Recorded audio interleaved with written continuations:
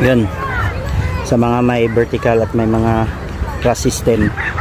Tapos nagkataon na naligo kayo ng dagat, tapos wala kayong dalang yung pang check ng salinity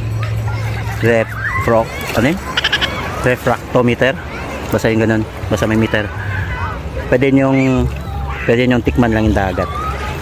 Pag masyadong maalat, yung parang halos asin na, nasa 30 yan mahigit. Pag sakto lang yung alat, nasa around 20, siguro nasa 20 to 25 yan, estimate lang naman. Tapos yung medyo may pakla-pakla, siguro nasa below 20 yan, o hanggang 15 o hanggang 10 pa.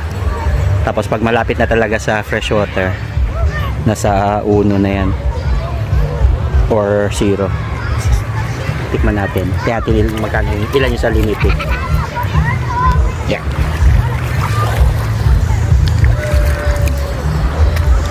Parang nasa 25.2. Diba? Galing, no?